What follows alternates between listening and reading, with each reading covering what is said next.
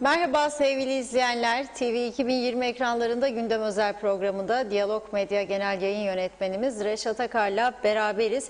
Evet, bugünün gündemi Sağlık Üst Kurulu toplandı. Toplantı bitti. Başbakan'a bilgi verildi. Bakanlar Kurulu'nun toplanması bekleniyor. Bu süreçte kapanma kararı tahmin edeceğiniz üzere uzatılacak büyük ihtimal ama esas beklenti açıklamaların kısa, net ve uzun vadeli olabilmesi. Zira son 24 saatte vakalarda çok ciddi bir artış var. Geceden sabaha kadar biliyorsunuzdur 39 yeni vaka daha açıklandı ki bu durumda bugüne kadar bir senedir planlanmayan, eksikliği bilinen ama kurulamayan sağlık sistemi daha da önlem alınmazsa dibe vuracak gibi gözüküyor. Sağlık çalışanlarının açıklamaları bu yönde. Karantina uygulamasıyla ilgili de sıkıntılar var. Bu yüzden temasların kendini gizlediği söyleniyor. Bunu da yakından biliyoruz. Karantinadan bir vatandaşımızla konuşacağız bugün program içerisinde. Tabii bir de gözler yarın açıklanması beklenen ekonomik pakette geç bile kalındı. Çünkü bu paketin kapanma kararıyla birlikte açıklanması doğru olandı. Süreç yeni ve beklenmedik bir süreç değil. Yaklaşık bir senedir sağlık ve ekonomi konuşuyoruz. Gelinen şu noktada bir de görüyoruz ki özel sektör ve kamu çalışanları da bir çatışma noktasına getirildi. En büyük soru işareti ise bu paket beklentileri karşılayabilecek mi? Öte yandan Türkiye Dışişleri Bakanı Mevlüt Çavuşoğlu ile Cumhurbaşkanı Ersin Tatar bir araya geldi. Sonrasında açıklamalar yapıldı. Onu da konuşacağız. Süremiz el verdiğince diyerek bugün gündem özele başlıyoruz. Evet Sayın Akar, merhabalar. Merhabalar Funda Hanım. Tüm izleyenlerimize de hayırlı günler dileyelim. Evet, buradan açıklıyorum. Sağlık Üst Kurulu bugün toplandı ve şu anda, şu dakikalarda Sağlık Üst Kurulu'nun aldığı kararlar bizzat Sağlık Bakanı Sayın Ali Pilli, Müsteşarı Sayın Ali Çaygür ve ekipleriyle birlikte Başbakanına aktarılmış durumda. Sağlık ekibi, Sağlık Üst Kurulu ortaya çıkan son durumu dikkate alarak, ortaya çıkan vakalardaki anormal artışı dikkate alarak eve kapanma süresini 2 hafta süreyle uzatma kararı aldı ve bunu Başbakan'a bildirdi. Dolayısıyla farklı bir açıklama beklemiyoruz siyasi çevreden. Çünkü bunu alan Sağlık Kurulu'dur ve Sağlık Kurulu'nda ortaya koyduğu gerekçe çok önemlidir. Sabahleyin Sayın Ali Pilli 39 olarak açıklamıştı. Ancak şu anda bu konuda en sorumlu makamda bulunanlar, yani hastanede enfeksiyon hastalıklarını yönetenler diyor ki bugünkü vaka sayısı 100 civarında olacak. Akşam saatinde yapılacak açıklamaya kadar 100 civarında olması bekleniyor diyorlar ki nüfusumuza göre baktığımızda korkunç bir rakam ortaya çıkıyor. Nedir bunun sebebi, bu artışın sebebi? Elbette biliyoruz ki son günlerde temaslıların artması ve PCR testlerinin yetersiz olması. Dün, önceki gün bir anda son dakika duyurusuyla, daha doğrusu cumartesi akşamı duyuruldu. Pazar günü Lefkoşa'da ve Girne'de vatandaşlara ücretsiz PCR testi yapılacağı açıklandı. Son dakika bunu duyanlar akın etti ve 7 tane vaka sadece bir anda o şekilde ortaya çıktı. Hiçbir sorun yok, ateş yok, şikayet yok ama bir PCR testi yaptırayım ben de madem ki ücretsizdir görelim durumu deyip ya Lefkoşa Pandemi Hastanesi ya Girne Turizm Limanı'na gidenlerin arasından 7 kişinin meğer pozitif vakalı olduğu ortaya çıktı. Demek ki daha çok test, daha fazla vaka demek ortaya çıkıyor. Bunun hızlandırılması elbette son derece önemlidir. İkinci neden, 5 gün önce halbuki Sağlık Kurulu'nun 21 günlük bir kapanma önerisi vardı. Başka türlü sonuç alınamayacağı açık ve net bir şekilde söylemişti. Fakat siyasi kanat, daha doğrusu Sağlık Bakanı da siyasi kanadın içindedir ama o bir sağlıkçı olarak bakıyordu bu işe. Başbakanın ve diğer bakanları da ikna ederek aldığı karar 5 günlüktü. Bu 5 gün içerisinde de kapanma kararına büyük çapta uyulmadığını gördük. Her taraf, herkes serbest, sanki her taraf güllük liman, güllük gülistanlık, hiçbir sorun yok, çok rahat davranış ve herkesin elinde bir kağıt parçası, bir yerden bir şey almış, sokaklarda gidiyor. Daha önce de söyledim, yani kapanıp kurallara uyup eve kapananlar bir yerde kendilerini hapsetmiş, cezalandırılmış gibi görmeye başladılar. Nitekim yakın çevrelerimizden de bu haberi alıyoruz. Bizim günahımız neydi diyorlar da biz eve kapandık da işimizden olduk. Niye biz de açmadık işimizi, itaatsizlik yapmadık? Öteki insanlar, dışarı çıkanlar ve gezip bir şekilde işini yürütenler sayesinde maalesef bu kapanma olmadı. Olmadığı için de vaka sayıları gittikçe artıyor. Bu bir. İkincisi, çok daha önemlisi, artık sağlık görevlilerinin sayısı yetmiyor. Yetmediğini anlamak için şu anda bir temaslı olduğu gerekçesiyle karantina otelinde tutulan vatandaşlarımızdan birisini az sonra telefona bağlayacağız. Kendisi beni aradı bugün. Dedi ki Reşat Bey, sizin programınıza bağlanmak ve sesimi duyurmak istiyorum. Gerçekten bir aile dramı yaşanıyor. Bunu hepimiz can kulağıyla dinleyelim ve gerekli önlemlerin alınması için ilgili makamlara da yardımcı olalım. Şimdi bu saatten sonra birbirimizi dövme zamanı değildir ama bu kadar zamandır nefes tükettik, uyarı yaptık. Keşke bunlar ciddiye alınsaydı demekten de kendimizi alamıyoruz. Ne pandemi hastanesi önerilerimiz dikkate alındı bugüne kadar, ne aman aman hemşire doktor önerilerimiz dikkate alındı ve maalesef bu noktaya geldik. Şimdi de hastaneler yetersiz olacak diye feryatlar var. Doktorlar, hemşireler yetersiz kalacak diye feryatlar var. Gerçekten de o duruma doğru gittiğimiz görülüyor. Üzücü bir durum. Şimdi bağlantımızı yapmazdan önce bir kez daha tekrarlıyorum. Sağlık Üst Kurulu bugünkü toplantısında ortaya çıkan vahim durumu dikkate alarak 2 hafta süreyle daha ek kapanma kararı aldı. Bunu da az önce Başbakanlığa sundu. Başbakanlıkta şu anda tartışılıyor yeni önlemler ama Sağlık Kurulu diyor ki böyle kapanma olmaz, böyle kapanma olacaksa da bu iş başarılamaz. Dolayısıyla daha ciddi bir önlem alınmalı görüşünde. Ama ben de onlara buradan sesleniyorum. İlk başta siz önlemlerinizi alınız. Maske takmayan devlet görevlileri var. Bakanlıklardan gelen haberler var. 1. 2. Gereksiz bir şekilde bazı makam sahipleri sırf bazılarına yağ çekecek yahut da bazı çalışanları cezalandıracak, ona makamının gücünü gösterecek diye kaç gündür çağırıyorsunuz insanlara. Ya insanlar kapalıdır ya bakanlığa geliyor bu insanlar. Kapalı olan insan bakanlığa gelmiyor, dairelere gitmiyor. Niye çalıştırıyorsun be kardeşim sen bu daireleri? Hem elektrik parası gidiyor, klimalar üstünde, hem de insanları riske atıyorsun. Kapanma varsa kadın eve kapanıyor, adam işe çağrılıyor. Bankalar, niye bankaları siz eskisi gibi? Dün bir bankanın teyit ettim bizzat.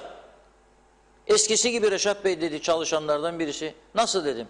5'e kadar buradayız dedi. Ha sabah gidiyorsunuz 5'e kadar orada. Evet. Yani rotasyon da yok. 2 saat 3 saat da yok. Akşama kadar. Çünkü banka sahibi düşünüyor. Topla paraları diyor. Tamam arkadaş ama herkes paraları kaybediyor. Para toplayan kalmadı. Sen de bekleyeceksin birkaç gün. Bu işin şeyi yok. Bu bir artık hayat meselesi oldu. Herkes ona göre. Siz ama böyle bir karar almadınız. Eline yazılı kağıtlarda başbakanın 5 gün önce okuduğunda yoğdu bankalar, inşaatlar. Soru üzerine dedi, yok inşaatlar da kapandı. Bankalar onlar açıktır. Yoğdu ama kağıtta. Niçin açıktı? Maaşlar ödenecekti Cuma günü.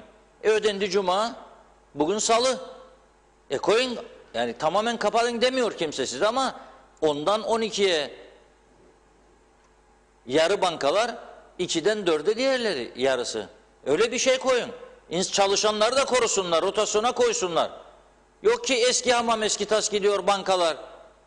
Bir metre mesafe yoktur çoğu insanların yanında, ben de görüyorum bazen gittiğimde.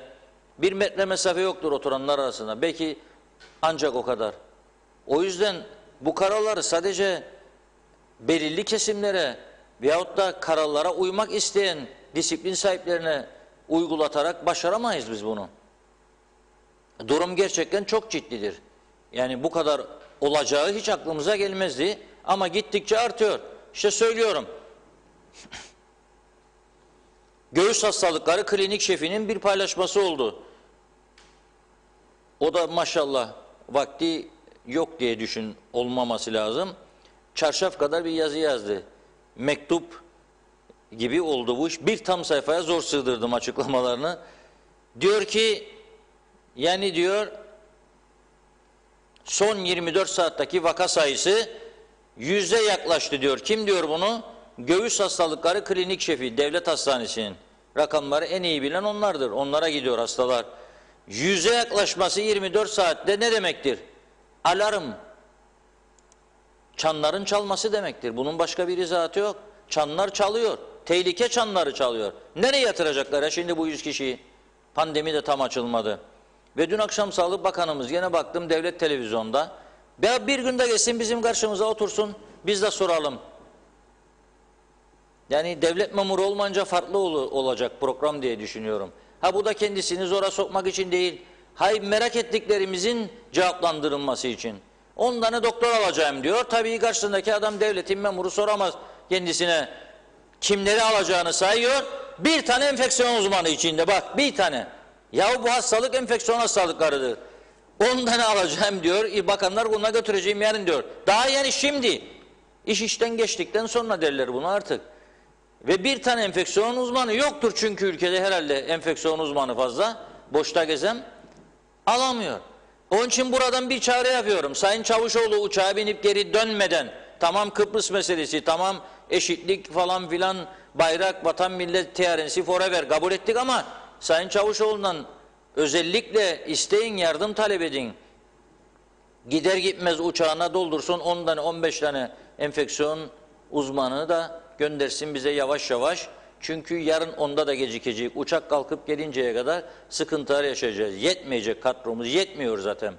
Yetmiyor. Zaten doktorlar da yani buradan SOS çağrısı yapıyor. Zaman diyor doktor,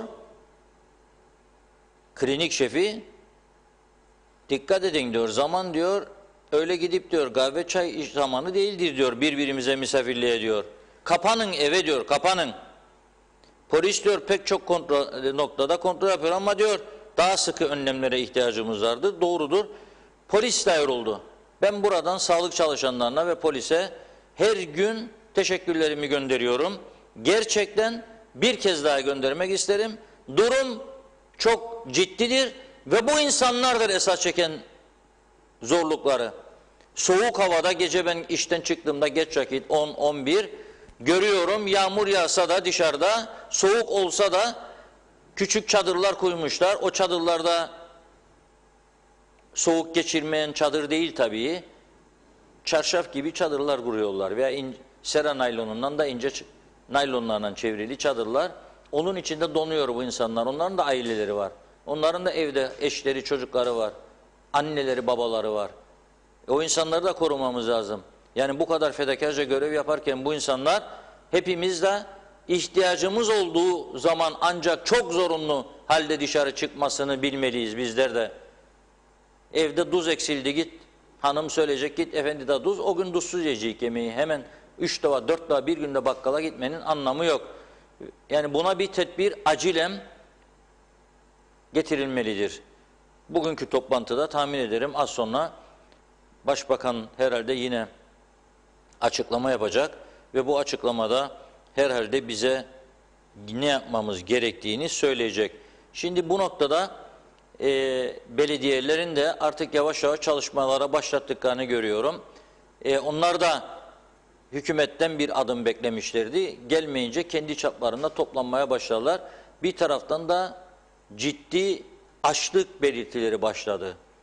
Belediye başkanları, muhtarlar kendi bölgelerinde bazı insanların, işsiz kalan, işe gidemeyen, gün işleyip gün kazanan insanların artık evlerinde gıda sıkıntısının başlarını görmeye başladılar. Bugün çok sayıda telefon aldım. Belediye başkanları, muhtarlar var. Bana ne olursunuz bir kampanya daha yok dedim. Kızılay orada. Başka fedakar insanları da bulacaksınız. Biz de destek vereceğiz buradan. Ama biz girmeden bu işe. Bizim girmemizi gerektirecek bir durum yok şu anda. Kızılay oradadır. Kızılay'la birlikte bir kampanya başlatılır. Dün aktaramadım. Rum tarafının yaptığı gibi gıda bankalarını kurdular her tarafa. İnsanlar gidip atıyor gıdalarını. İhtiyaçlı olanlar alıyor. Tabii burada da benim bir endişem var. İhtiyacı olmayan da gider oradan 10 tane mesela kutu balığı alır götürür markete satabilir, o da olabilir. O da bizim tarafta, Avrupa'da olur da bizim tarafta uygulanabilecek bir yöntem değildir diye düşünüyorum. Ama adil bir şekilde dağıtım yapılacaksa kampanya başlatılabilir. Birileri Kızılay yönetiminde şeffaf bir şekilde ve insanların yardımına yetişirler. Şimdi bu karantina merkezlerinde acaba ne oluyor, nasıl gidiyor? Gittikten sonra neler yaşanıyor? Muhip Nalçakanoğlu isimli vatandaşımız şu anda Lapta'da Celebrity Otel'de ailesiyle karantina altında ve kendisi bize ulaştı bugün. Durumunu anlattı. Biz de bu programa kendisini bağlamanın yararlı olacağını düşündük. En azından yaşananlar, sıkıntılar ve onların tavsiyelerini almak bizlere yardımcı olacak diye düşünüyorum. Hazır mı acaba Evet, Muhip Bey? hazır. Evet, şu an hattınızda Muhip Bey. Evet, merhabalar Muhip Bey.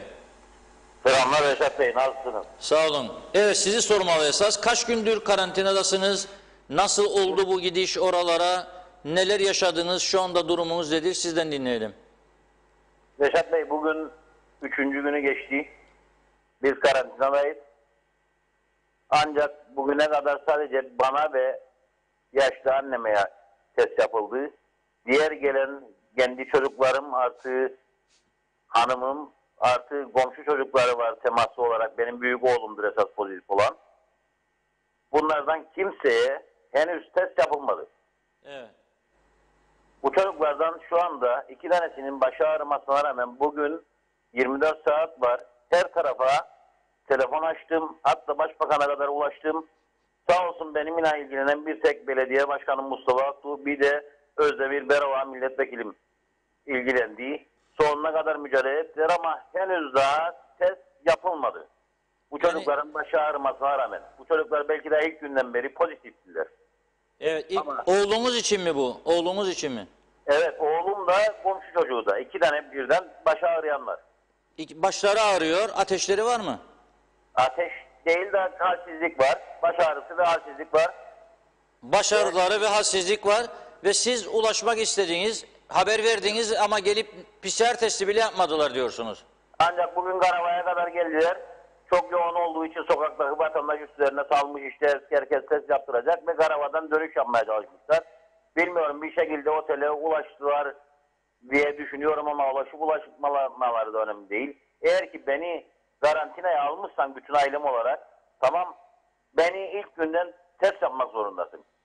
Ben bugün gün işleyip gün yiyen bir esnafım. Evet. Efendime söyleyeyim, benim bugün bankada 2 lira çekim var. Siz nasıl oldu da karantinaya alındınız? Nereden dolayı? Temaslı olarak biz karantinaya alındık. Ha, temaslıydınız diye alındınız. Aynen, oğlumla temaslı olarak. Oğlunuz mu önce? Oğlum bir şekilde Lefkoşa bölgesinde dağıtım yapıp aynı zamanda da 3 oğlum da üniversitede okuyan çocuklardır. Hı. Evet, ve oğlunuz da temaslı olduğu için mi alındı oraya? Yoksa onunla vaka mı çıktı? Hayır, büyük oğlum pozitif olduğu için başka otel alındı. Diğer 2 oğlumla annem ve hanımım, ben artı arkadaşları bu terapiti otele temaslı olarak alındı. Ha, siz, evet, büyük oğlunuz pozitif çıktı, başka otele alındı. Aynen öyle. Siz de oğlunuzla temaslı olduğunuz için diğer oğlunuzla birlikte, eşiniz ve annenizle birlikte karantina oteline aldınız. Diğer 2 oğlumla birlikte 3 gündür oradasınız ve 3 gün içerisinde size ve annenize sadece test yapıldı. Aynen öyle. Eşinize ve çocuğunuza yapılmadı, öyle mi? aynen öyle. Ve bugün Alsancak'a kadar geldi ekipler, ben de gördüm. Arkadaşlar fotoğraf çektiler, oradan gönderdiler bana. Sıra vardı. Alsancak Lapta arası Yani öksürsem duyulacak sizin otelde Alsancak'tan oraya kadar. Aynen öyle. Selebritiye gelip yapmadılar yani bunu bildirdiğiniz halde. Efendim bildirdiğiniz halde gelmediler diyorsunuz. Aynen öyle. Ve Hatta ben- çocukların da başı ağrır diyorsunuz. Oğlunuzun ve arkadaşının başı ağrır, halsizdirler. Aynen öyle. Pozitif olabilir endişeniz vardır. Bütün endişem zaten bundan dolayıdır Reşat Bey. Artı bunu söyleyeyim. Benim fırınım var. Fırınımı ben 3 yıllar kapatmışım. Yani ekmek parasından vazgeçmişiktir. Artı hayvanlarım var. Benim yakınım olan bir yeğenim var. O bakıyor. Ama burada yalnız hükümeti de suçlamak istiyorum. Muhalefeti, sendikası, vatandaşımız dahi bu konularda duyarsızdır. Bugün benim yeğenimi benim negatif olmama rağmen pozitiftir de saklan diye her ikide bir de yeğenimi rencide etmeye çalışanlar var. Yani benim olan hayvanlarıma baktığı için rencide etmeye çalışanlar var. Halbuki benim test sonuçlarım bunu her türlü ispatlayabilirim. Negatiftir. Sizin negatif çıktı. Negatif çıktı. Evet. Ve siz kaç gün orada karantinada kalacağını söyledi size? 14 gün karantina. 14 gün. Ve benim pazartesinden sonra dışarıya çıkmazsam elektrik kurumundan elektriğimin kesilme durumu vardır. Hayvanlarınız da vardır. Onlar da kaldı hayvanlar. Öyle mi? Aynen öyle, onlar da kalmış durumdadır. Ben bugün Sayın Arıklı'ya da sesleniyorum burada. Eğer pazartesi elektriğimi keseceklerse kessinler varsın, biz 2. sınıf vatandaş olan bu memlekette. Sendikalara da buradan sesleniyorum. Verilmiş haklarmış yerine alınmaz. Peki bugüne kadar esnafın, işçinin hakları ne olacak? Türkiye'den gelen 800 milyonun paranın direkt memura gitmesi, maaşlara gitmesi, bunun dışında esnaf ve işçinin hakkı ne olacak? Biz vatandaş değil miyiz bu memlekette? Evet. Çok haklısınız ama şu anda en acil durum sizin aileye bir an önce PCR testlerinin yapılmasıdır. Ve Biz zaten her şeyden, paradan puldan vazgeçmiş durumdayız. Yani biz önce sağlık dedik, batsak da günün sonunda zaten batmış durumdayız. Günün sonunda bir şekilde alttan çıkarız. Ama önemli olan sağlıktır. Benim evlatlarıma bir şey olduktan sonra kimse benim karşımda durmaz. siz başbakana ulaştım dediniz. Doğru mu? Nasıl ulaştınız başbakana? Ya bir şekilde ben başbakanla zaten daha önceden diyalogum olduğu için kendisinin telefonundan kendisine ulaştım. Bir şekilde bana göndereceklerini söylediler. Ama henüz bu saat oldu, gelmediler. Evet. Bakın bir şey söyleyeyim size.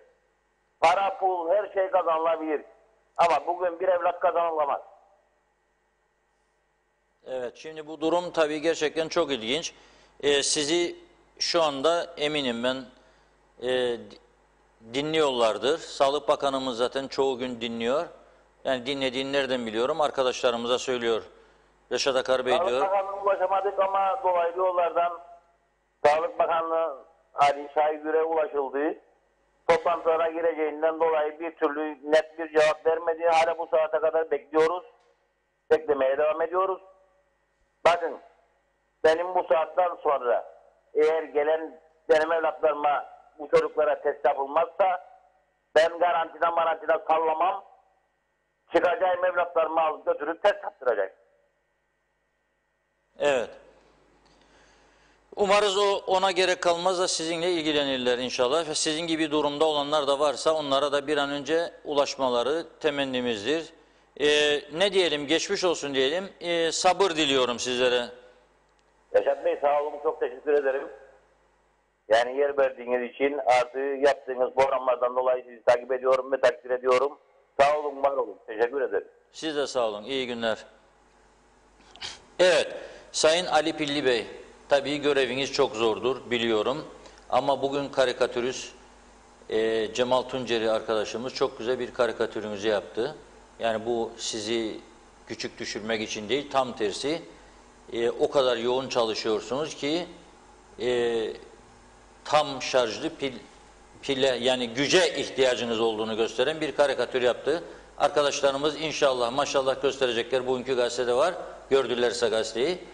Getirin ekrana bakalım. Bir karikatürü var orada. Hah. çıkın yukarı. Gördünüz değil mi karikatürü?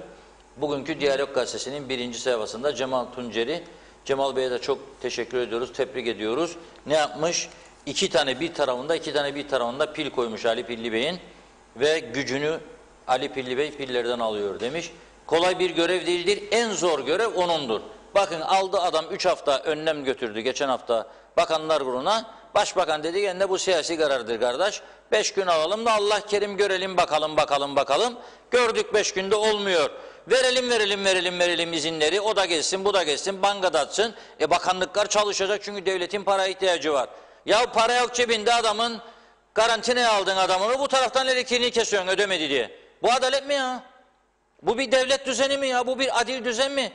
Sen 14 gün karantinaya alıyorsun kendisini. Oğlu pozitif çıktı diye. Bir oğlu pozitif çıktı, öteki oğlu bu tarafta baş ağrısı var, halsizlik var. 3 gündür senden PCR testi bekliyor. Belki o da pozitiftir. Onu ne zaman sen tedavi altına alacaksın? İş işten geçtikten sonra mı? Yani böyle bir şey olmaz. Bu artık çok ciddi riskler. Risk mesajı vermeye başladı bize. Ve ben buradan bütün halkımıza sesleniyorum. İşin şakası yoktur. Bakın böyle biriyle temaslısınız diye sizi götürürler. 14 gün kapatırlar. Gelip PCR'ınızı yapmazlar ona göre. Ondan sonra da ay vay yoktur bu işte. Kapanın evinize lütfen arkadaşlar. Kapanın evinize. Marketi de, kasabı da, bilmem gezmeyi de, hadi bir hava alalım çocukları, arabaya markete gidecek diye. Yoktur böyle bir şey. Ya da gidelim teyzemlere, halamlara da oturalım, kahveciğimizi içelim gelelim. Oturun evinizde ya da arkadaşlar aynı mahalleden toplanalım, kuralım masayı, meyhane kapalıdır da evde yapalım, aynı alemi yoktur. Bir süre kapanacak hepimiz. Acil işleri, hizmetleri olanlar yapacak, diğerleri kapanacak. Bu böyledir. Çok ciddi bir durumdan geçiyoruz. Burada size bir örnek vardır. 3 gündür oradayım diyor, çocukların diyor başı ağrır diyor, halsizlikleri vardır. Alsancak'a kadar geldiler, 1 kilometre ötesi Lapta'dır, kaldıkları otel, oraya gidip PCR'ını yapmadılar. Ve başbakana ulaştığı halde, başbakanı aradığı halde. Yani bunu görün ve işin ne kadar risk boyutunda olduğumuzu anlayın.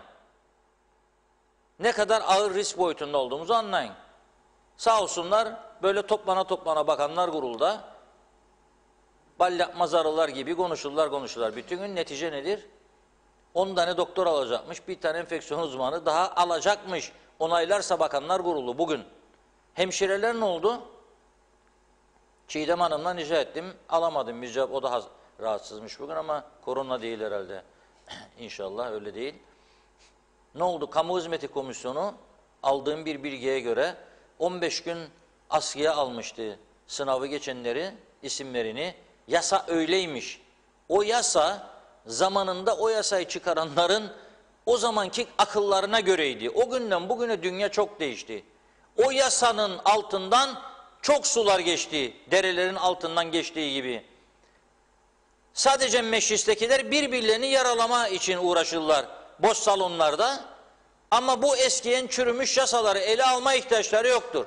Hangi memlekette yaşarık? Japonya mı burası ya da 15 gün askıda? 3 gün askıda yetmedi size. Ve Bakanlar Kurulu bunu aslında yasa gücünde kararname çıkarma hakkı vardı. Kaldırdım bunu, savaş vardı, ölüm kalım meselesi. Alındıysa ki sınavı geçtiyse bu insana 3 gün kalacak da demiyor. Da şimdi 15 dolduğu halde bu defa başka dedikodular geliyor. Kamu Hizmeti Komisyonu'ndan duyan varsa bizi doğrusunu aktarsın, bekliyorum ben de. Arkadaşlarımız alamadı bu saat olduğu bilgiyi. Onlar da şimdi sokağa çıkma yasağı vardır. Evlere kapandığımız için, toplanamayacağımız için biz bunu açıklayamayız diyorlarmış. Böyle bir durum varsa daha da vahim. Yani sen 3 haftada yatacaksan hastaneler kırılacak, hemşire yok. Sen yatıyorsun diye. Be kardeşim telefonla da imzalarsınız, bir şey değil. Savaş durumundayız. Ölüm kalım mücadelesi veriyoruz burada. Ama tabii ne olması lazım? İradeli bir siyasi yapı olsa burada iradesi olan Kamu Hizmeti Komisyonu'nu tabii ki halleder, yani yardımcı olur, düzeltsinler bir an önce. İrade ister bu işler. Kolaydır galiba. Ben burada canımla uğraşacağım da siz kapandık da toplanamıyoruz da ne yapalım olmaz böyle bir şey. İnşallah bu duyduğum doğru değildir. Ve inşallah bizim arkadaşlarımızın araştırmalarına da cevap verirler de doğrusunu öğreniriz. Evet, biraz mesajlarımıza bakalım mı, izleyicilerimiz neler Başlayalım. söylüyor konuyu değiştirmeden hemen. Kamil Özalay, Doktor Kamil Bey Almanya'dan selamlarını yollamış. Uyarınızı dikkate aldım. İsmail Mazlum, ben anlamıyorum zaten 15 tane sektörün 10'u açık, şaka mı yapıyorsunuz? Market, eczane, fırın, kasap, telefoncular, taksiciler, bankalar, devletin bazı kurumları açık. Neyin kapatması bu? Nasıl bir önlem bu? 3-5 tane esnaf mı derdiniz? Çıkın arada bir sokaklara bakın. Herkes zaten sokaklarda. Vazgeçin insanların ekmeğiyle oynamaktan demiş. Manu, bravo Reşat Bey diyor. Bas fırçayı demiş. Zeka Üçer, hoş vakitler, iyi yayınlar, kolay gelsin. Teşekkür ediyoruz. Özer Hallaç, bankaların özel sektörü yok mu diye sormuş. Mehmet Akın, Reşat Bey, bizler özel sektör çalışanları daha 2020'den kalan destek ödememizi alamadık. Şimdi yine 1500 lira ödeme tartışılıyor. Önemli olan bu destek paralarının zamanında ödenmesi. Yoksa zaten 1500 elimize daha geçmeden gidiyor. Milletvekili, bakanlar, müsteşarlar bir ay maaş almasınlar bir zahmet. Zaten sezon açıldığı zaman en ön sıralarda masaları demiş. Yemekleri, şampanyaları, hazır 1001 çeşit istekleri yerine getiriliyor diyor. Kudret Eriz de bu şekilde kapanacaksa hiç kapanmasın diyenlerden.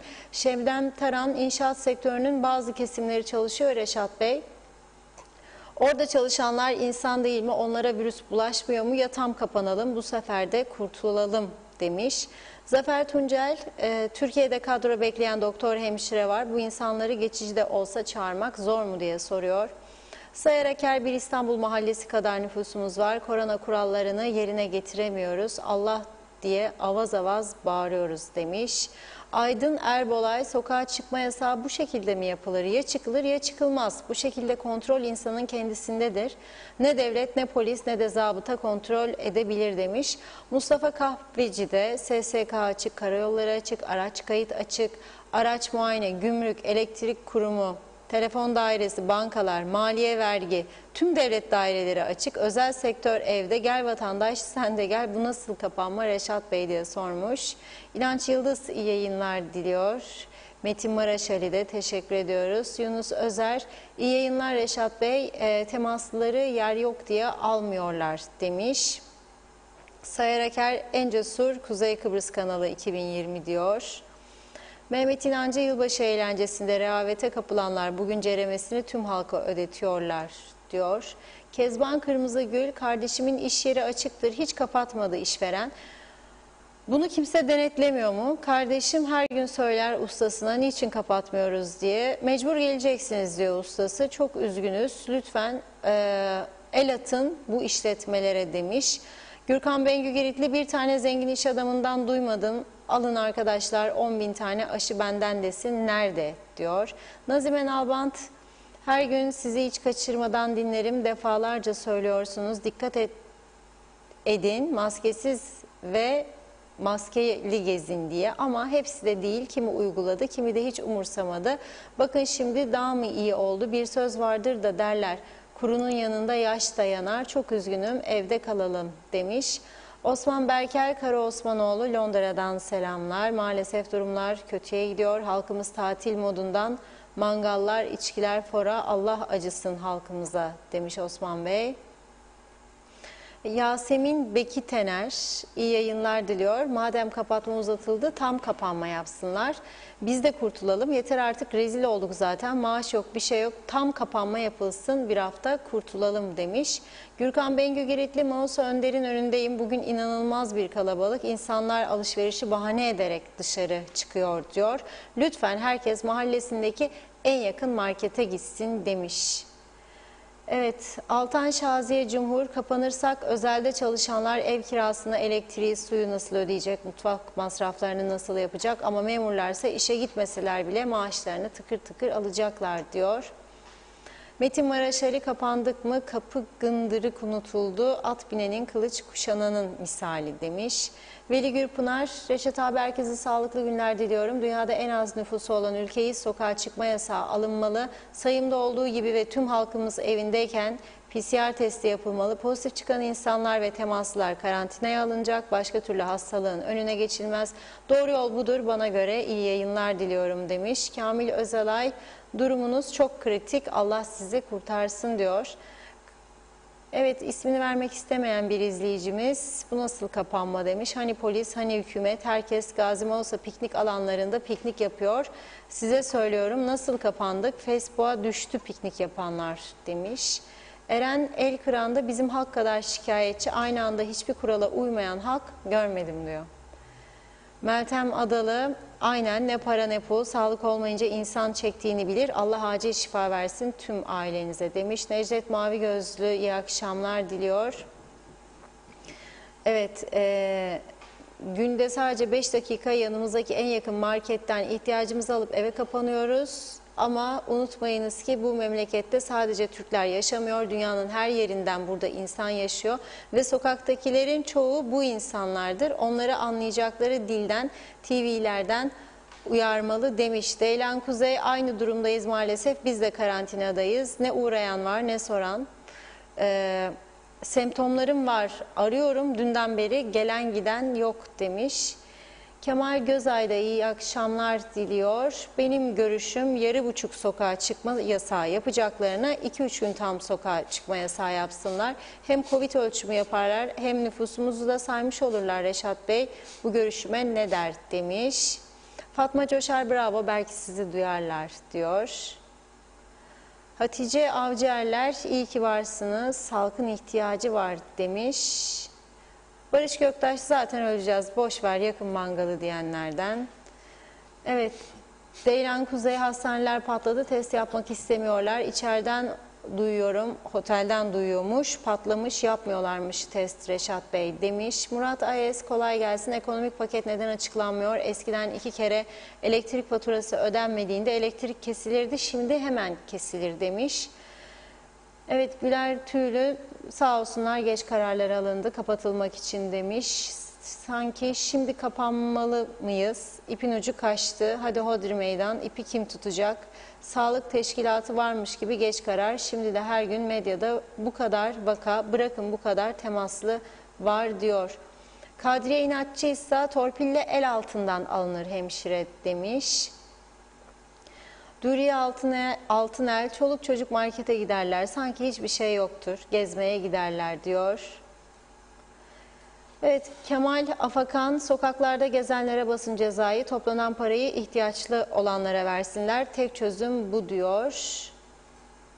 Ertuğrul Yavuz, Funda Hanım, Reşat Bey, ülkemi yönetenlerden umudumu yitirmeye başladım, hiç iyi yönetilmiyoruz demiş. Enver Taşer, iyi yayınlar diliyor, durum çok kötü, hemen tamamen kapanmalıyız ve polis memurlarımız da sokakta gezen insanları da iyice sıkıştırması ve korkutması lazım demiş. Kolay gelsin diyor.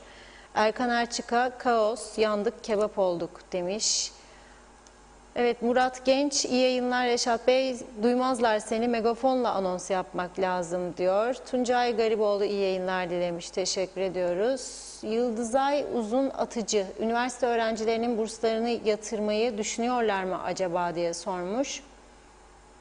Abdullah Demirpençe, iyi yayınlar Sayın Akar, herkes dışarıda geziyor, boşuna karar almasınlar diyor. Ahmet Okur, taksicilerde yasak, yalnız kaçak olarak çalışan taksiler varmış. Ben de taksiciyim, 5 gündür çalışmıyorum demiş.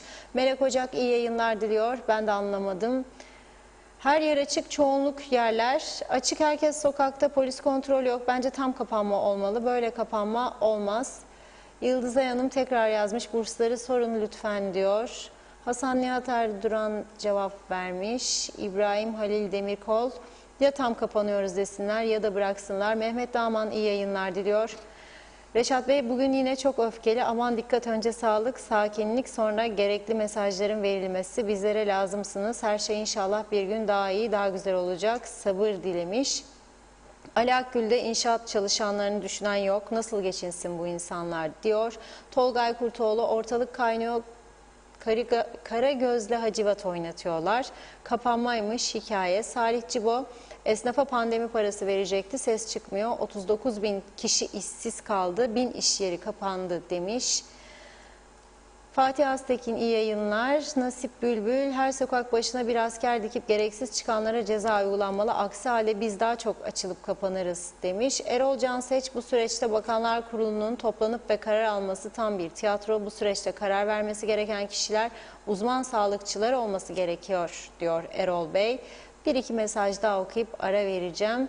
Cemal Diren, İngiltere 3. mutasyon olmuş. Bugün son dakika haberi BBC'de yayınlandı demiş. Ruhi Yıldız, millet sokakta maşallah, soran olursa koronayla mücadele ediyoruz. Pardon, özel sektörle mücadele ediyoruz diyor. Güner'in yeri 45 yıllık emeğimizi beceriksizler yok etti. Açsak bile halk korkup yemek yemeye gelmez ki diyor. Emel Köroğulları da bu işler nedir böyle? Bir aklı başında yönetecek, bu düzeni idare edecek bir hükümet yok ki, çok komik demiş. Evet, mesajlara ara vereyim, sonrasında yine devam edeceğim. Evet, genel olarak Reşat Bey, halkımız da tabii bu kapanmayı kapanmadan saymamış olduklarını görüyoruz.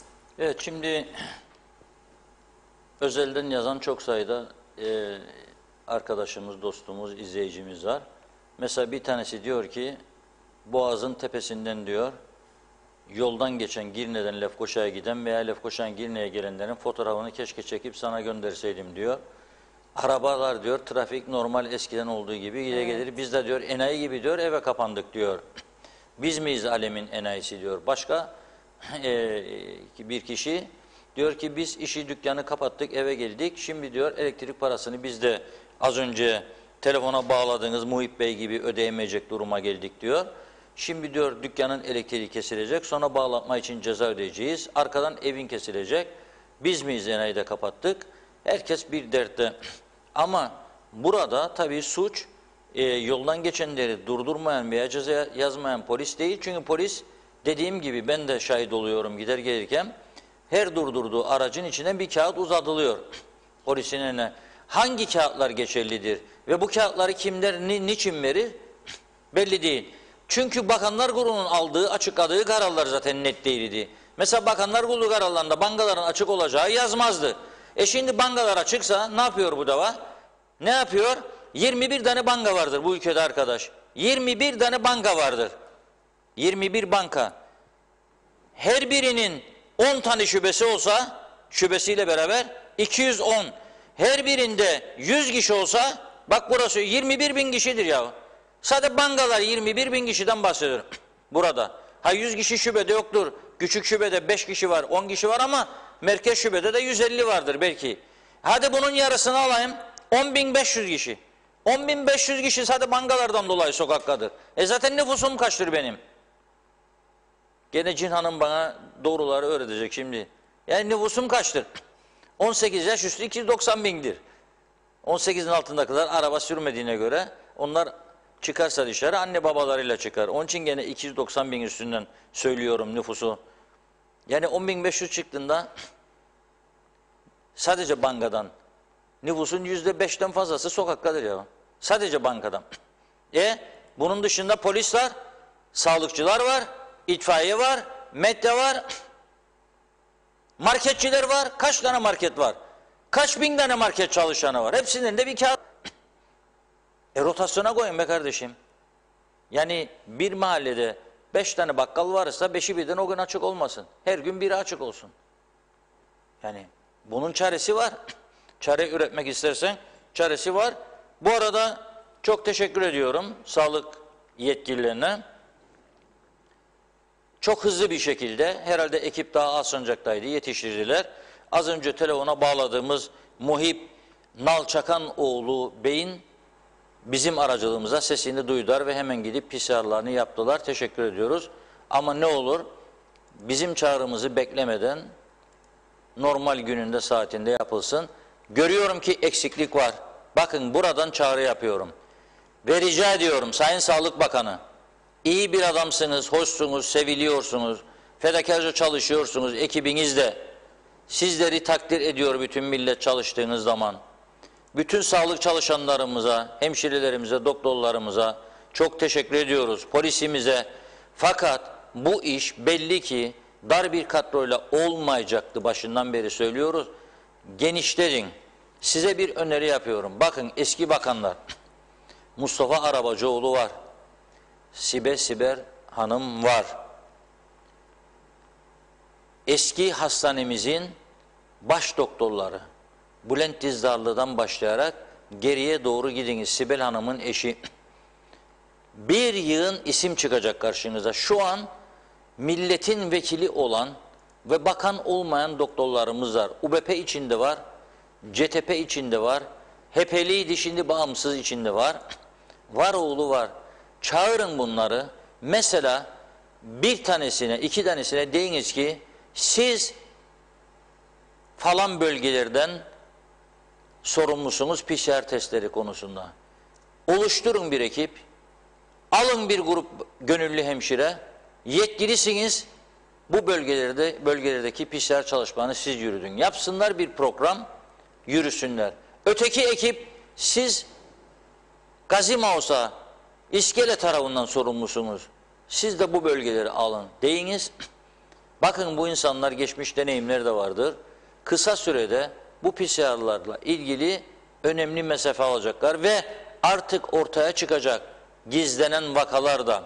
Gizliyorsaydı adam ortaya çıkacak ve bir an önce kontrol altına alacak. 2. Pandemi hastanesini mevcut kadroyla açamazsınız. Bakın hemşireler daha göreve başlamadı.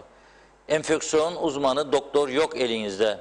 10 kişi önerecektiniz. Bugün bir tanesiydi enfeksiyon uzmanı. Öteki doktorların ihtiyaç var mı yok mu? Herhalde var ki istiyorsunuz. Ne kadar uzmanlık alanıdır, ne kadar deneyim tecrübe vardır bilmiyorum ben. Ama yardım isteyeceksiniz. Emekli çıkmış doktorlar, bu sahada uzman kaç tane doktor varsa bu bir savaş durumudur. Görevlendirin. Sonra yine gücünüze gidecek. Biz buralardan çağrı yapacağız. Türkiye'den doktor gelsin diye. Bakın gücenme yok. Çağrı yapacağız buralardan. Türkiye imdadımıza yetiş, doktor yolla, hemşire yolla diye. Varsa elimizde ki vardır, onları değerlendirelim. Ve bunun mali boyutu da yoktur. Gönüllü olarak size hemşirelerimiz de doktorlarımız da gelip katkı sağlayacaktır. Ben bundan eminim. Yani karantina otellerinin sayısı 10'a çıktı. O da yetmeyecek, şimdi anlaşılan odur.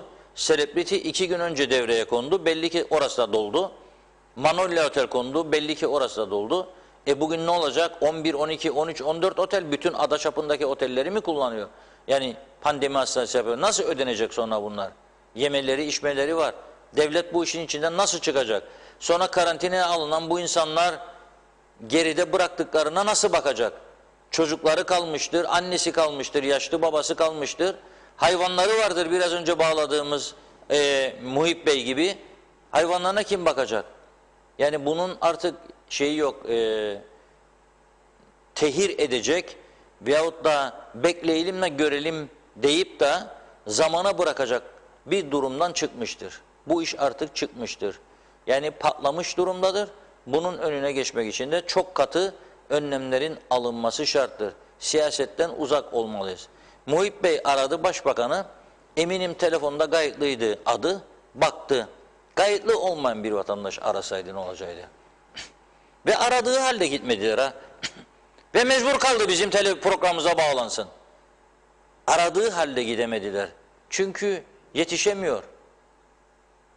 Bir taraftan da aşı meselesi var. Dün burada söyledim, bugün sağ olsun İŞAD üyelerinden bir arkadaşımız aradı. Aşı konusunda girişimlerin yapıldığını söyledi.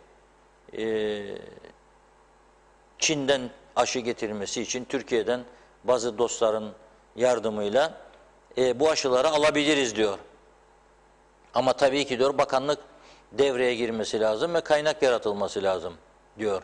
İşte o kaynağın yaratılması için de ben buradan varlıklı kişilere bir kez daha çağrı yapıyorum. Bakın zaman eve, duvarın, dolabın arkasına saklanıp da biri görmesin deme zamanı değildir. Hele hele ihalelerden korkunç kazanç elde edenler, size sesleniyorum ki yarın bombalar patlayacak bazı ihaleler konusunda. Bombalar patlayacak. Korkunç rakamlar dönüyor çünkü. Siz de bu vatanın evladıysanız, bu ülkeden kazandıysanız ki kazandınız, şimdi bunları birlikte değerlendirme zamanıdır. Nedir zaman? paranızı götürün sağa sola dağıtın demiyor kimse size, ama bu aşı konusuna, bu sağlık sorunlarının çözümüne test kiti istiyor, aşı istiyor, hastaneye malzeme istiyor. Hep birlik olalım, hepimiz gücümüze göre yardımcı olalım ve bir an önce bu sorunların çözümünü başaralım. Aksi halde bugün, dün 50'leri aman aman dediydik, 48'leri, bugün 100'ü konuşuyoruz. Yarın kaçı konuşacağız? Bir iddiaya göre bu enfeksiyon göğüs hastalıkları klinik şefi Doktor Mustafa Akansoy'un iddiasına göre önümüzde çok yoğun 5 gün var diyor. Ondan sonra da diyor işleri yoluna koymak için 14 gün vardır diyor. Önümüzde, tekrar ediyorum, çok yoğun 5 gün vardır diyor. Demek ki bugünkü 100'ün de üzerinde vaka sayısı olabileceği yönünde endişeleri vardır.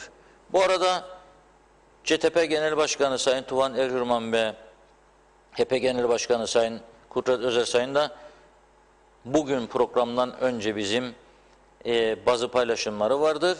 İkisi de sağlıktaki yaşanan gelişmelere dikkat çekiyor. Sayın Erhürman diyor ki sahadaki sağlık çalışanlarımız sağlık sisteminin diyor alarm verdiğini artık açıklıyorlar diyor. Üst komiteye kapanmayı uzatma kararı vereceği de üst komitenin kapatmayı uzatma kararı vereceği kesin gibi diyor. Ama biz şu anda kapalıyız zaten. Buna karşın diyor Sayın Pirli, kapanma diye bir şey yoktur. Hareket durmadı. Böyle kapanma olmaz diyor. Ama o zaman kapanmayı uzatma kararı verirken alınması gereken yeni kararlar varsa onlar da alın diyor. Sorun uygulamadaysa sorunu giderin diyor. Hareketi durdurun, yardım istiyorsanız söyleyin, hazırız diyoruz. Ama dinleyen yoktur diyor. Sayın Özersay da diyor ki alınan kararlara önce diyor o kararları alanlar uymalı. Bir hafta önce basına yansıyan görüntülerden sonra bugün bile yöneticiler maskesiz ziyaret, görüşme fotoğrafları yayınlamaya devam ediyorlar diyor. Denetim yaparak uymayanlar cezalandırılmalı.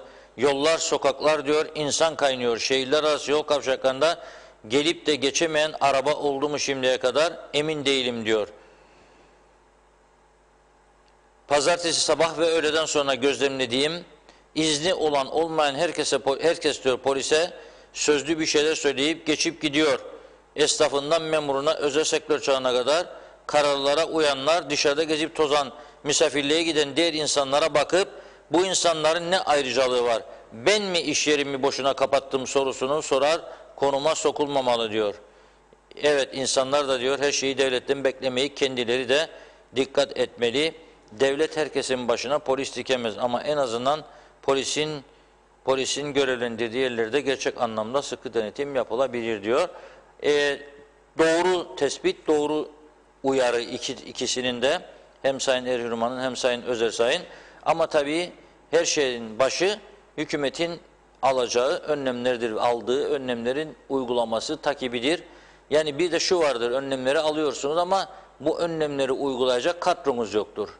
Ve gene dönüyorum ben son 3-4 yılın tartışmalarına, dörtlü koalisyondan bu yana 1000 tane açığım var diyor polis. Rica ediyor sizden, defalarca uyarıyor. Hayır diyorsunuz.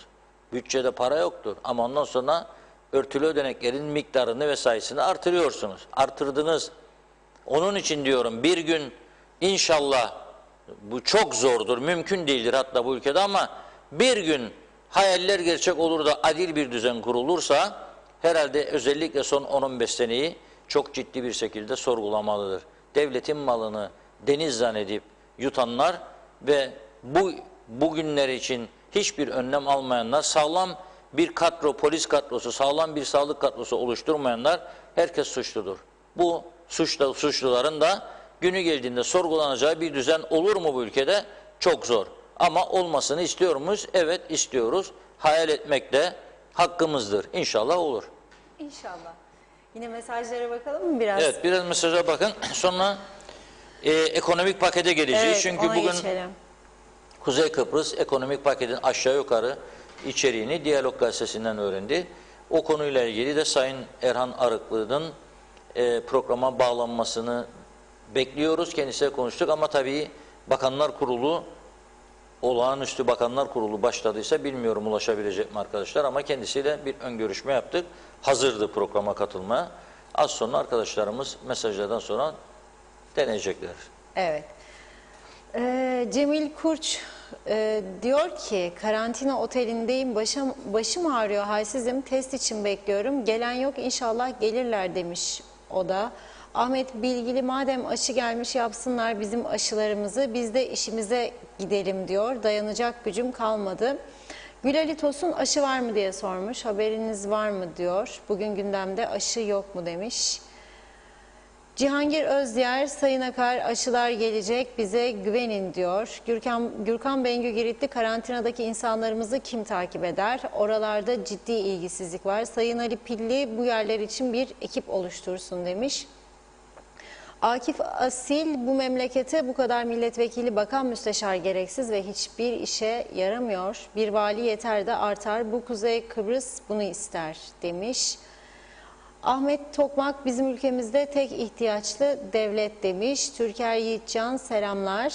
Alınan bilgiye göre üst kurul 15 gün tam kapanma kararı almış. İnşallah 15 gün yeter, sağlıklı yayınlar dilerim diyor. Ece Mert Duna Kırmızı, niye pikniğe giden arkadaşlar yasak olduğunu bilmiyor mu? Her şeyi polisten beklemeyin. Herkes kendinden sorumludur. Poliste nereye kadar yetecek demiş. Dilara Kortu, bana göre sadece hafta sonları kapansın, çıkana da 1000 lira ceza uygulansın, yoksa ekonomi çökecek demiş. Mausa'dan yazıyor. Ahmet Umay, Türkiye 9 hafta süreyle 57 saatlik sıkı sokağa çıkma yasağı ülke genelinde %45 pandemiyi azalttı. Darısı başına Kıbrıs'ım demiş. Sonal Andız, Reşat Bey bedava danışmanlık yapıyor, dinleseler memleket cennet olur diyor. Mehmet İnancı, cezanın olmadığı bir ülkede kontrol sağlanamaz, saklambaç oynamaya devam etsinler Reşat Bey. Tayfun Atabey, merhaba. Bugün Girne'ye acil bir banka işim nedeniyle gitmek durumunda kaldım. Yollarda, sokaklardaki insanların çoğu siyahilerdi. Hatta pek çoğu maskesizdi. Hükümetin aldığı kararlardan bu insanlar haberdar değil kanımca. Bu insanlar için İngilizce uyarılarda yayınlanmalı ve bir formül bulunup bu kararlardan onların da haberdar olması sağlanmalı diyor. Hasan Nihat Erduran, ambargolu hayal etsin, Guterres zil takıp oynasın, biz bizeyiz işte, uyun bitsin demiş. Tema Yavaş, iyi yayınlar diliyor. Veysi Bakar, Allah sonumuzu hayretsin, gidişat değil. Halil Yeğen, resmen üvey evlat muamelesi yapıyorsunuz. Özel sektör evde maaşsız. Devlet memuru maaş tıkır tıkır, yazıklar olsun. Kuzey Kıbrıs'ta yaşamak bir sanattır. Buradan ben tüm emekçi özel sektör çalışanlarına, virüsten ölmezsek stresten öleceğiz. Tuzu kuru olan bizleri anlamaz. Hazırlanın, gerekirse yollara çıkalım. Zaten devlet bizi gözden çıkardı. Zaman birlik zamanı diyor. Hep beraber olma zamanı. Gerekirse soksunlar bizi içeri. Hangi birimizi alacaklar demiş. Devrim zamanı geldi de geçiyor. Sessiz kalırsanız başınıza geleni çekeceksiniz diyor. Gülsen Emirzade, iyi yayınlar dilemiş. Osman Mene, bizler de 7 gün var evdeyiz. Herkesin uyması lazım evde kalmaya diyor. Mücessem Öder, iyi yayınlar. Biz bu savaşın çıkacağını bildiğimiz halde savaşa hazırlıksız çıktık. Neye güvendik ki? Bu iş Christmas ve yılbaşında patladı, patmadık. Ekonomi için şimdi ne oldu? Tam ekonomi bitti. Ekonomiyi boş verin, sağlığımız da gitti. Yani anlayacağınız sınıfta kaldık diyor. Hüseyin Koltan, hayırlı akşamlar. Funda Hanım, Reşat Bey, iyi yayınlar. Doğru Haber'in adresi, iyi ki varsınız. Ağzınıza, yüreğinize sağlık. Sizleri izlemeye devam edeceğiz. Çok teşekkür ederim demiş. Biz teşekkür ederiz. Necdet Mavi Gözlü, Reşat Bey, kimse kusura bakmasın, durumlara düşmemizin tek sebebi hükümettir. Mart ayında yaklaşık 1,5 ay ev diyor. Nazime Nalbant yazmış. Funda Hanım, sesine yüreğine sağlık. Kolay gelsin. Teşekkür ederim. Mesajları çok güzel okuyorsun. Sana nazar değmesin. Seviliyorsun demiş Nazime Hanım. Çok teşekkür ediyorum. Emrah Demirbilek'te, şu an çalışır durumda olan bazı özel işletmeler hamile ve kronik rahatsızlığı bulunan hastaları bile çalıştırıyor. Onları bile düşünemedik kararlar alırken devlet düşünmeli, işveren düşünmedi. Yazık diyor. Evet, Gülistan Gülten Tugay, hükümet gereksiz atama yapacağına elzem sağlık hizmetlerine atama yapsın demiş. Derin Ökçelen, iyi akşamlar diliyor. Oytun Andaç, iyi yayınlar. Covid-19'la maddi manevi en iyi savaşa bilecek Doktor Özdemir Berova'dır demiş.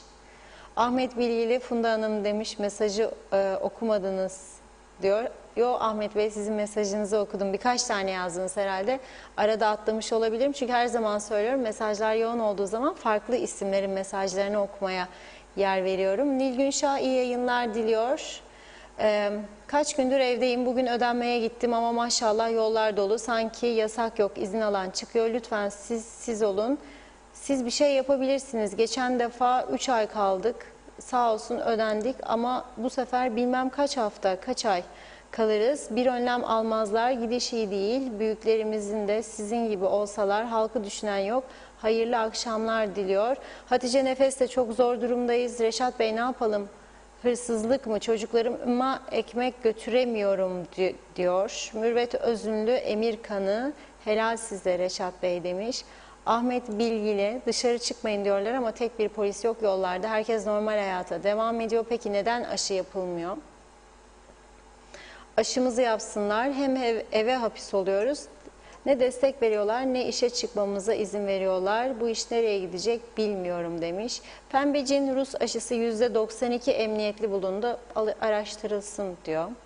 Durum vahimdir demiş. Hatice Ertem iyi akşamlar, iyi yayınlar diliyor. Şevket Tacel insanlar köpek dolaştırıyor demiş. O da mecbur bir yerde.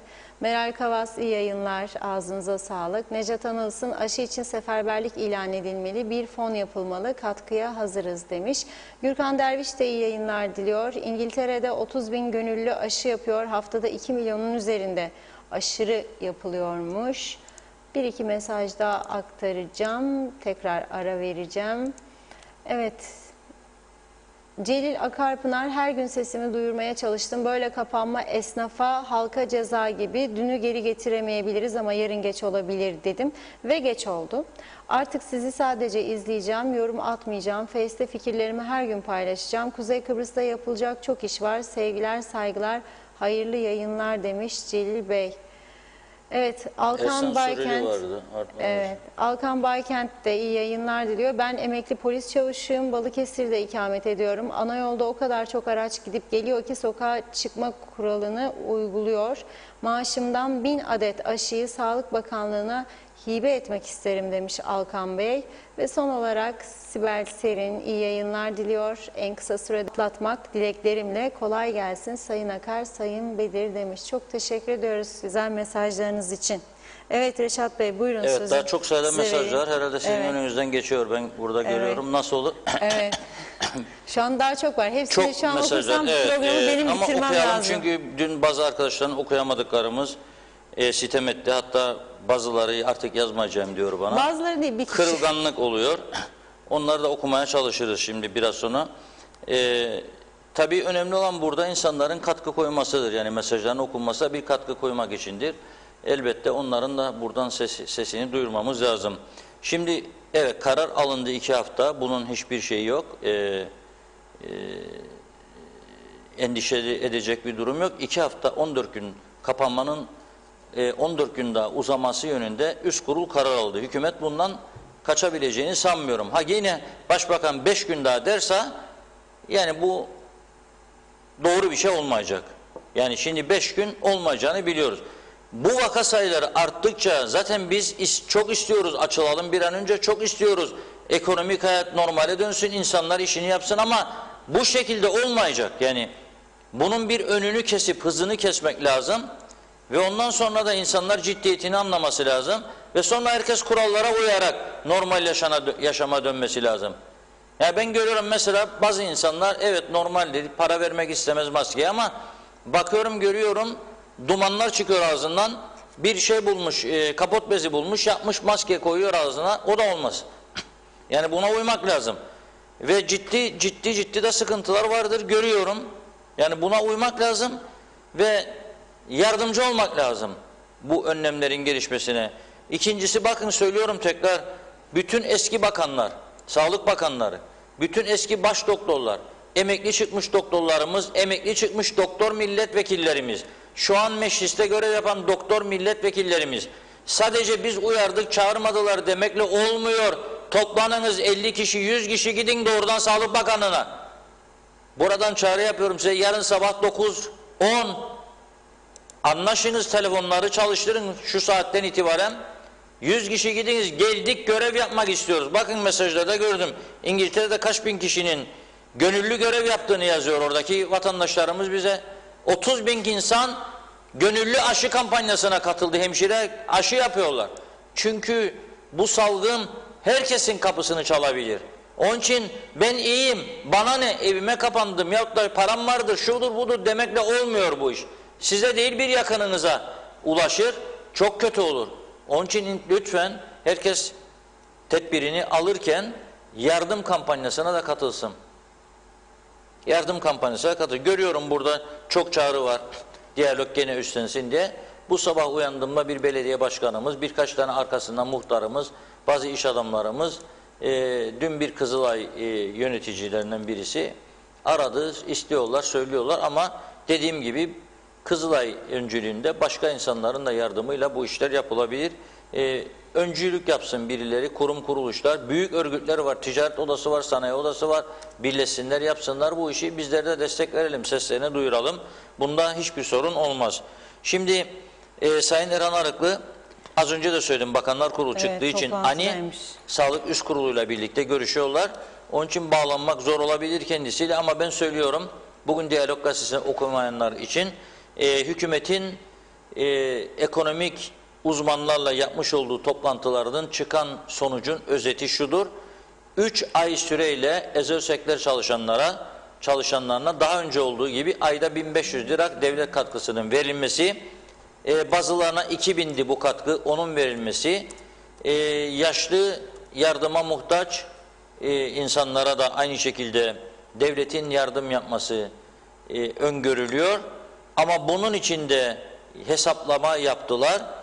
1500'ler, 2000'ler ve benzeri durumdaki ihtiyaçlar için ortaya çıkacak olan mali rakam 500 milyon yaklaşık Türk lirasıdır. Bu 500 milyonu nereden bulacak hükümet? Zaten şu anda bütçe, 2021 bütçesi 3 milyar Türk lirası açık vererek yıla başlamıştır. Dolayısıyla bundan bir çıkış yolu bulmak lazım. Yapılması gerekenler üzerinde uzun süren tartışmanın sonunda akaryakıda zam gelmesi, sigaraya zam gelmesi gibi, elektriğe zam gelmesi gibi konular konuşuldu. Ama akaryakıt ve elektrik zammının bütün zincirleme, bütün sektörlere artış getireceği korkusuyla bunun olmamasına karar verildi ve dolayısıyla başka kaynaklar üzerinde durdu hükümet. Nedir bu kaynaklar? Düşünüldü, taşınıldı. Merkez Bankası'nın garantörlüğünde devlet tahvili çıkarılması. Güney Kıbrıs 3 gün önce 1,5 milyar euro tutarında devlet tahvili sürdü piyasaya ama nedir? Avrupa Birliği üyesidir, tanınmıştır. Yurt dışında çok zengin insanları vardır. Onlar büyük bir ihtimalle bu tahvilleri tüketmişlerdir. Neticeyi henüz bilmiyoruz ama 500 milyon bizim taraf için kolay olmayacak gibi görünüyor. Tanınmamış bir ülkeyiz. Kendi içimizde burada kaç kişi bu tahvilleri alacak bilinmez ama borçlanmak için iyi bir yöntemdir. Normal banka faizlerinin biraz üstünde faiz vermek suretiyle, önermek suretiyle bu tahvillerin satılacağı umut ediliyor. Bu arada en önemli sorun mesela karantinadadır veya karantinada değil, evinde kapanmıştır. İş yeri çalışmıyordur ama çalışacağı umuduyla çek vermiştir mal satın aldığı, ithal ettiği ürünlerin karşılığında. Çekim vadesi gelmiştir veya gelecektir 3 gün 5 gün sonra, ne olacak bu çek? İkincisi, aybaşı geldi. Hepimizin bankalara borçları vardır. Borç taksitleri nasıl ödeyecek çalışmayan insanlar, sektörler? Bunun için de bir karar üretilmesi gerekirdi. Ağır basan nokta çeklerin bozulmaması değil veyahut da kredi taksitlerinin ödenmemesi değil, borçlu olanlara ve piyasada karşılıksız çeki bulunanlara yeni bir kredi alma olanağının sağlanması yönünde bir ağır görüş vardır hükümette. O da bugün neticelenecek diye bekliyoruz ama açıklamanın yarına kaldığını öğrendik. Yani büyük bir ihtimalle yarın hükümet bu konuda ne yapılacağını açıklayacak, nasıl bir karar aldığını açıklayacak. Ama beklenti, tekrar ediyorum, daha doğrusu ağırlıklı öneri, yeniden borçlanma imkanı sağlayarak eski borçların veyahut da bozulmayan çeklerin ödenmesini sağlamaktır. Tabii yeni borçlanma, yeni faizin altına girme demektir. Eskiyi ödedikten sonra işi ne zaman düzelecek de eskiyi ödeyecek? Gerçekten çok ciddi ve kritik bir durum var karşımızda. Bunun üstesinden nasıl geleceğimiz gerçekten derin bir şekilde tartışılmalıdır. Uzmanlar tartışmaya devam etsin. Bizler de düşündüklerimizi buradan günü geldikçe aktaracağız. Evet, sinir falan yok, sinir harbimiz de yok ama bazen insan ne oluyor? Basit olaylar bile çözülmediği zaman geriliyoruz ister istemez. Yani neden olmuyor diyorsunuz. Yani neden? Yani şimdi bu gözle görülür bir durum var ortada. Araba var, benzini var içinde fakat şoförü yok. Yoktur. Yani ondan sonra da acil bir durum var. Hastayı koyup arabaya götüreceksin. Sana diyecek ki araba var, benzin de var ama kusura bakma şoför yok, arabayı kim sürecek? O zaman tabii insan bu kadar basit bir sorunu çözülmeyince üzülüyor, geriliyor. Bu gerilimi de yumuşatmak için ben diyorum ki bir şarkı dinleyelim şimdi. Enstrümantal dinleyeceğiz. Kıbrıs'ta yaşayan çok değerli bir müzisyenimizden Sayın Melis Yelkenci'nin piyanosundan dinleyeceğiz. Şarkının adını sizler yazarsınız dinledikten sonra. Önce dinleyelim.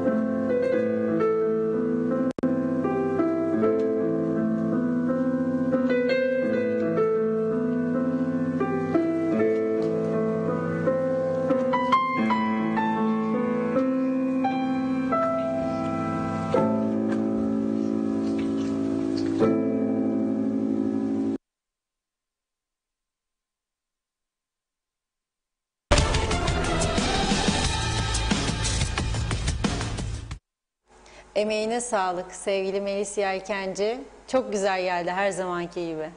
Evet, ben okunmayan bazı mesajları okumak istiyorum ama önce dünkünden Erol Tamer Güçar'ın bir yazısı vardı. Yurt dışında çalışmaya bağlı bedelli askerlik kapsamında 120 gün ülkede kalabilir dediğiniz insanların bu şartlarda ülkeye gelebilmesi, eğer geldiyse geri dönmesi ve bu 120 gün süreyi normal şartlar gibi sene içinde bölmesi imkansız diyor.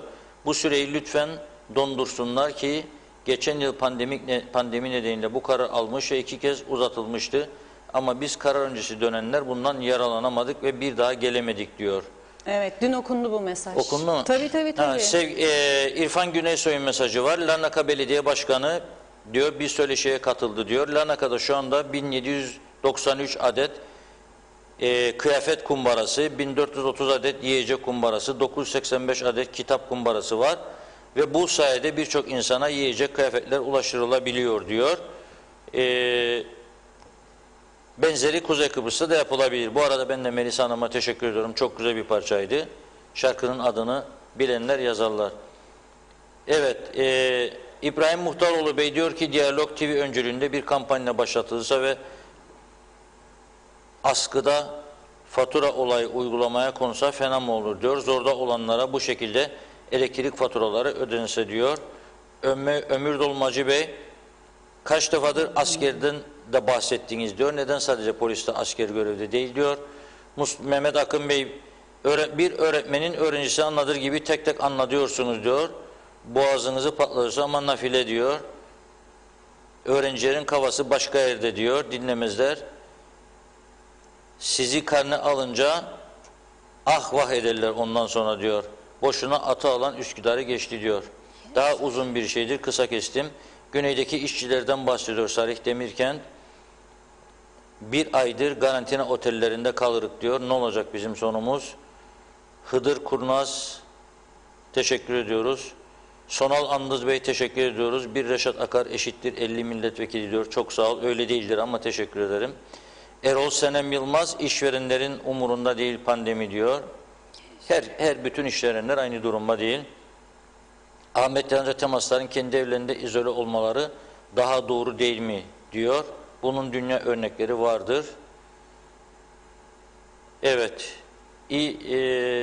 Hacı Yusuf Bostancı Bey diyor ki hafta içi kısmi olarak market ve eczane, petrol, cumartesi, pazar her yer kapalı olsun diyor. Kısmi açılsın hafta arası diyor. Araf Aydınkal diyor ki Gönyeli Atatürk Caddesi normal günlerde inanın diyor dere boyundan daha çok kalabalık diyor. Diş doktoru bile hiç kapanmadı diyor. Herkes mutlu, Covid'i takan yok diyor.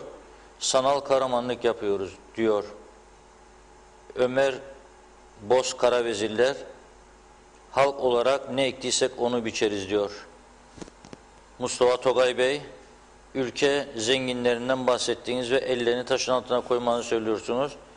Siz buna kalpten inanıyor musunuz? Benim şahsi görüşüm bu zenginler küçük esnafın yok olmasını bekliyorlar. Çünkü onların işlerine mirasa konmayı planlıyorlar diyor. O kadar da tahmin etmiyorum. Çünkü işlerine el konursa esnafın, paralarına el konursa ondan sonra o esnaf herkesin başına dert olacak değil mi işsizlikte? Yasemin Durmaz Hanım diyor ki 15 gün tam kapanmadan bahsediyorlar. Hiç maddi durumdan bahseden yok. Ben az önce söyledim işte 1500 liralık bir katkı vermeyi öneriyorlar. Cihan Komboz Hanım tebrik ediyor bizleri. Başarılı program için teşekkür ediyoruz. Şunu ifade etmek istiyorum diyor. Özeli kamuyu bir tarafa bizi bu hallere getiren en büyük faktörlerden birisi diyor. Yok katılmıyorum kazinolardır diyor ama biz 2 aydır 3 aydır kapalı da biz ne yaptık acaba? Onu göz ardı etmeden devletin çalışmayan işlerini kapatan insanlar için daha kalıcı çözümler bulsun diyor. Ödesin 1500-2000 liraları ancak 3 aylık bir süre ister. Gürkan Bengi Gürüklü diyor ki 47 yıllık bozuk düzenin bir sonucudur diyor. Dibe vurdu diyor. Pembe kanatlı Tunç diyor ki çiçekçilere yönelik ne yapılacak acaba? Çiçekler ölüp gidiyor nasıl geçinecekler? Çok doğru. Seraları olanlar vardır, çiçekleri olan vardır. Onlar ne yapacak bilemiyorum. Bu arada İstanbul'dan yazanlar var. Melek Feyza Turgut Hanım var mı? Görünüyor mu size Melek Feyza Turgut? Yok. Melek Feyza Turgut diyor ki İstanbul'dan yazıyorum. 80 yaş üstü anneme Covid aşısını kayıt yaptırıp 3 saat içinde eve gelip aşıyı yaptılar diyor. Yani İstanbul'da bakın İstanbul'da kayıt yaptık 3 saat içinde geldi aşıyı yaptılar diyor. Acaba şunu demek istiyor. Sizin bir avuç yerde neden yapılamıyor? Çünkü orada organizasyon vardır. İyi organizasyon. Burada iyi organizasyon yoktur. Yani onun için.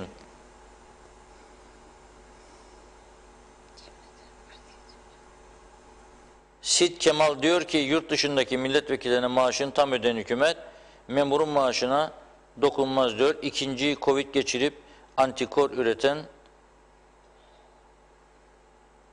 bakanlardan bahseder. Niye fedakarlık yapmıyorlar? Evet. Şimdi bizim görevimiz burada yetkilileri bazı konularda uyarmaktır. Alınması gereken tedbirler konusunda düşüncelerimizi aktarmaktır. Ama öyle görülüyor ki bu sağlık konusu artık çok ciddi bir noktaya geldi. 600 vaka vardı Güney Kıbrıs'ta, düşünün siz. Dün itibariyle 100 civarına düştü vakalar. Neden? Çünkü 3 hafta tam kapanma oldu. Ardından bir hafta daha kapandılar ve kurallara uydular. Uymayanlara da çok ağır cezalar geldi. Asker konusunu ben burada niye belirttim? Çünkü polisin en az 1000 personel eksiğinin olduğunu normal düzende, yani normal düzen barikat kurmalar yokken 1000 eksiğinin olduğunu biliyorum. Çünkü bu arada uyuşturucu tacirleri boş durmuyor. Bu arada trafik kazaları devam ediyor. Bu arada darp, şiddet, tehditler devam ediyor. Mahkemeler, nöbetçi mahkemeler çalışıyor her gün. Dün Lefkoşa'da, Girne'de ve Gazimavos'ta 8-9 tane dava vardı. Büyük uyuşturucu kaçakçılıkları var. Güneyden buraya 2,5 kilo yakın uyuşturucu geçirirken yakalananlar var. Polis bir taraftan hem bunlarla uğraşacak, bir taraftan da gündüz gece barikatlar kuracak şehirlere girip çıkanlar. Dolayısıyla işi kolay değil. Ben o yüzden dedim, güvenlik kuvvetlerinden de yardım isteyebilirler. Askerler de bir miktar katılır sivil olarak, polisle birlikte ve tedbir alırlar. Ben bu konuda başından beri uyarılarımı yaptım. Ama gel gelelim bugüne kadar bu tedbirleri almadılar. Bundan sonra inşallah mecbur kalmazlar ama böyle giderse almak zorunda kalacaklarını düşünüyorum ben de. Bunun dışında sağlık konusunda başından beri yaptığımız uyarılar vardır. Hazır çalışır vaziyette otel teklif edildi. Pandemi hastanesi olarak 45 odalı 90 yataklı otel orada hazır emrinize. Suyu var, elektriği var, klimaları var, restoranı var, çiçekli bahçeleri var, yüzme havuzu var. Buyurun gelin alın kullanın, almadılar. Fuar alanı kullanılmadı. Pandemi hastanesini yaptı, Türkiye açılmadı. Yani ben bugün Sayın Çavuşoğlu'nun ziyareti sırasında bunların konuşulup konuşulmadığını gerçekten merak ediyorum. Tamam arkadaşlar, eşitlik, siyasi eşitlik, Kuzey Kıbrıs Türk Cumhuriyeti, egemen devlet falan diyorsunuz da bu devleti yaşatmak için hep ana vatan göndersin ona bakalım demek yerine acaba biz ne yapıyoruz, ne yapmamız lazım onu düşünmek lazım. Biz ne yapıyoruz, ne yapmamız lazım? Bir hastaneyi açamadıysak bizde sorun var demektir. Onu düşünmek lazım ve kendimizi toparlamamız lazım. Bütün dünyanın bu krizi atlatabilmek için yaptıklarına bakmamız lazım. Daha küçük ülke olma şansını da iyi kullanmamız lazım bu ülkede. Ve ben bu düşüncelerle bugünkü programı kapatmak istiyorum. İzleyenlere de çok teşekkür ediyorum. Gene gelişmelerle birlikte olacağız. Yeni önlemler açıklandığı zaman canlı yayında bunları sizlere aktaracağız yine. Sizler de izleyeceksiniz ama aldığımız bilgi gün içinde toplanan Sağlık Üst Kurulu kapanmanın 2 hafta daha uzatılması ve daha sert tedbirlerle uzatılması yönünde bir karar aldı. Bunu da Başbakanlığa iletti. Başbakan da sağlıkçılarla görüşmeye başladı bunu biz programa girerken. Herhalde Bakanlar Kurulu toplantıya çağrıldı. Yine akşam saatlerinde kararları hep birlikte izleyeceğiz. Bakalım ne getirecekleri bize göreceğiz. Evet, ben de birkaç mesaj var, onları aktarayım, öyle noktalayalım isterseniz. 200.000 artı 200.000 Sinovac getireceğiz. Kimsenin şüphesi olmasın. Bakanlarımıza bilgi verildi diyor Cihangir Özyer. Hasan Çevik iyi yayınlar demiş. Beceriksiz, işe yaramaz siyasiler nereden buldun yasasını geçirmediği sürece bu ganimet çürümüş düzen değişmez. Liyakatın olmadığı bir yerde adalet de olmaz diyor. Sinem Arıca, mangal partileri, kahve partileri devam ettikçe işimiz çok zor, insanlarımız çok duyarsız demiş.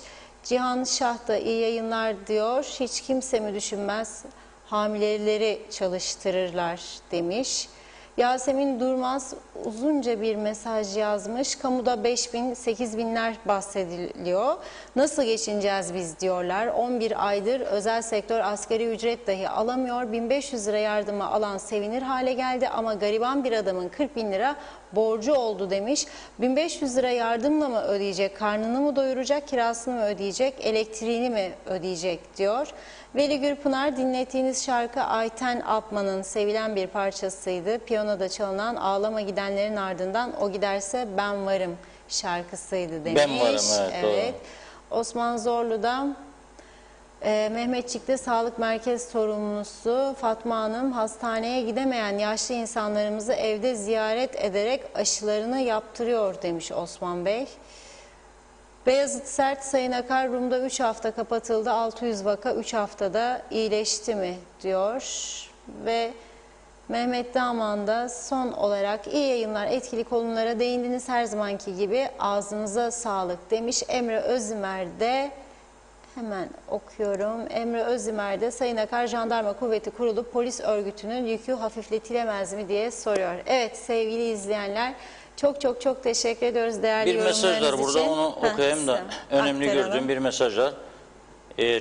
Daha mesajlar ama kayıyor gerçekten. Tezer Mercan'ın bir paylaşımı var. Açıktır. Bu zaten yayının altında da görebilirsiniz. Yakın Doğu Üniversitesi tıp öğrencileri 4, 5 ve 6. sınıf stajyer doktorlar için devlet tarafından diyor 1000 adet aşı verildi. O 1000 adet aşı doktorlar, hemşireler ve tıp öğrencileri içindi. Doğrudur. Onları da kapsayacak diye açıklandı Sağlık Bakanlığı tarafından. Fakat aşılar meydanda yok diyor. Stajyer doktorlar şikayetleri üzerine evlerine gönderildi diyor. Yani şikayet etmiş stajyer doktorlar, ne oldu bu aşılar aldınız da bize yapılmadı diye herhalde evlerine gönderilmişler. Sağlık Bakanlığı herhalde bununla ilgilenecek diye düşünüyorum. Ben verilmesin demiyorum başından, ama sen eğer sana 20.000 aşı geldiyse, ki 10.000 kişi içindi bu, sen 10.000'in binini lup diye bir tarafa verdin. Ondan sonra da insanlar kaldı. Bu doğru değildi ama yapıldı bu. Şimdi böyle bir iddia varsa bunu araştırmak gene Sağlık Bakanlığı'na düşer. Ve o stajyer görevlerinden alınan stajyer doktorlar da eğer ihtiyacı varsa devletin çağırsın görevi onları. Oradan attık diye olmaz bunlar. Evinize gidin hadi madem şikayet edersiniz dendiyse, devlet devletliğini göstersin, babalığını çağırsın, alsın eğer gerçekten görev yapabilecek durumdaysa bunlar. Sınavı vardır bu işin.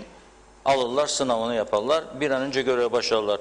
Ama buradan tekrar ediyorum, eski belediye başkanımız Hüseyin Paşa da diyor görev versinler, ben gönüllü olarak katılırım diyor. Çok var böyle belediye başkanları, doktorlar, hemşireler.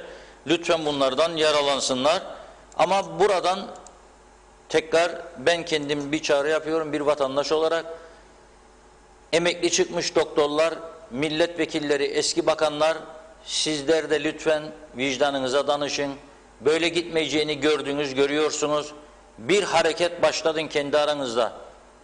Bir araya geliniz, telefonlaşın, konuşun, yazışın, buluşun ve yardım öneriniz devlete. Çünkü sıkıntılı bir sürece girmiş durumdayız. Bunu başarmak zorundayız. Lütfen siz de bu hareketi başladın ve yardımcı olalım. Yardımcı olursak hepimiz süreç daha hızlı bir şekilde iyiye doğru gider diye düşünüyorum. Ama olmazsak bunun sıkıntıların sonucuna hep birlikte katlanacağız demektir. Evet, burada noktalıyoruz o zaman. Teşekkür ediyoruz. Ağzınıza sağlık değerli yorumlarınız için. Evet sevgili izleyenler, bugünlük bizden bu kadar. Yarın yine aynı saatte Gündem Özel programında gündemin öne çıkan başlıklarıyla sizlerle birlikte olacağız. Yeniden görüşünceye dek hoşça kalın.